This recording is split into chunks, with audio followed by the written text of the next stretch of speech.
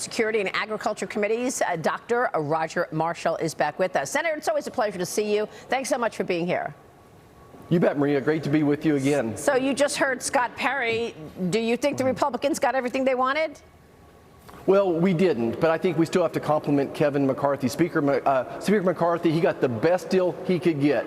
Look, we all need to remember that Americans gave the Democrats two of the three levers to negotiate an appropriations bill. So this is probably the best deal he can get. But at the end of the day, I'm disappointed in President Biden. He continues to govern like he's the president of the woke Green Socialist Party, not like he's a moderate that he campaigned to be. Again, at the end of the day, we're going to be $1.3 trillion more in debt this year than last. Next year, we're going to be $1.7 trillion more in debt. I don't think we can stop and celebrate that. We've got a lot of work to do. This bill is going to get through so all the markets can settle down. This bill is going to get through, but I'm not at all satisfied that we are where we need to be. We can't just keep kicking this can down the road for future generations. Yeah, I think that's so well said. Kevin McCarthy pushed and pushed and pushed, finally got Joe Biden to agree to spending cuts at least next year, as well as these caps. But Scott Perry was on earlier, and he said there's no cap. It's actually just a target,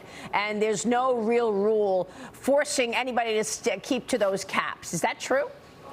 Well, I think so. And don't forget that a month from now, tomorrow, Joe Biden can say he wants $50 billion more for Ukraine. So they all have tricks. We've seen what this president can do when it comes to manipulating rules like EPA rules and Waters of the U.S. rules and surprise billing rules. So how does he want to govern? Does he want to continue like he's a woke Democrat Socialist Green Party, or does he want to govern like he's a moderate? So the White House can control part of how this bill is interpreted, but you know he's going to come back and ask for more money. He's going to come back and ask for more hurricane relief money someday soon as well. This is not the end of this spending for this Congress. So let's say, hypothetically speaking, that the bill passes the House tonight and that Kevin McCarthy has the 218 votes needed. When does the Senate take it up? Well, I think we'll start taking it up immediately. But remember, we have basically 3 procedural type of votes to go through when it's all said and done. It could be Sunday or Monday really easily before we have the final vote on this. And what are your thoughts on the permitting part of this? Because I know that the Republicans wanted more here as well.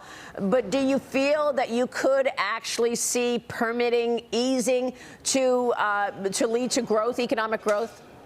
You know, I can only hope so. But again, I'm so afraid that this White House is going to interpret this law different than you and I would, different than common sense folks back in Kansas will, that they'll again come back and manipulate it. There's always extensions. There's exceptions in this.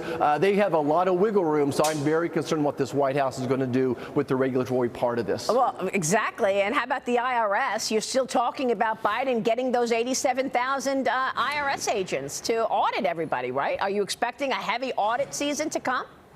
Oh, it's coming. Remember, they've already got their $80 billion. The $80 billion is already over there at IRS. They're not going to give it back. You know, whether they have $80 billion or $78 billion, I don't think matters a whole lot in the big scheme of things. So yes, make sure you've got a good accountant.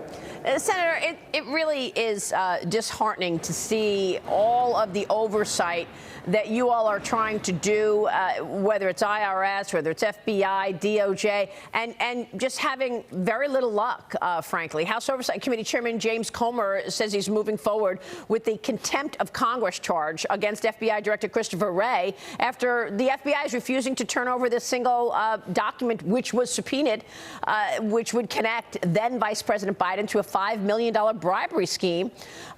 Wray is supposed to speak with the chairman later today. Senator, what are you going to do about all of this? We see the corruption in plain sight. We know what has gone on at the FBI with the politicking in the leadership. Will you be able to move the needle on any of this? Well, certainly on the Senate side, we're not going to be able to. I'm going to go back to an earlier point. The American people, the people of Pennsylvania, the people of Georgia, of Arizona, of Nevada, they gave us a Democrat-controlled Senate. They control the agenda. They control the oversight. So I have to trust in Jamie Comer, a good friend, a smart person that's working, really drilling down on this. But at the end of the day, Americans know there is corruption at the highest levels of government, in the FBI, the DOJ, collaborating with the White House, with Joe Biden and Barack Obama. and Americans need to hold them accountable at the election booth. That's where this needs to change. America has an opportunity to change all this. I do think that Congressman Comer, Chairman Comer, can hold Wray in contempt of Congress. I know that the DOJ won't do a thing with that, so they'll have to go to the next step and have a vote on the House floor and hold him in contempt. This is just extraordinary, all of it. Meanwhile, Border Patrol Chief Raul Ortiz is retiring at the end of June. Over the past 96 hours, agents encountered more than 13,500 migrants, over 4,000 known gotaways, 118 pounds of meth, 14 pounds of fentanyl, 6 sex offenders, and 5 gang members. The administration is now sanctioning more than a dozen entities in both China and Mexico linked to fentanyl production. Senator, is this too little, too late? I know you held that roundtable on fighting fentanyl in Kansas City yesterday. What can you do about it while the Biden administration continues this wide open border? Well, you're right, Maria. You took the words out of my mouth. Too little, too late. They're simply putting a Band-Aid on a deep, deep wound. To your point that you just mentioned, 4,000 gotaways the past 96 hours. They seized 14 pounds of fentanyl already, but the gotaways would have had more than that. That's enough to kill over 3 million people. That's the entire population of the state of Kansas. There's so much more we could do. The folks at the Fentanyl Roundtable yesterday, this is our 3rd one. Look, every community, every county, every state is now a border state. We're all being impacted. 300 young Americans dying every day from fentanyl poisoning. This is the #1 killer of young Americans.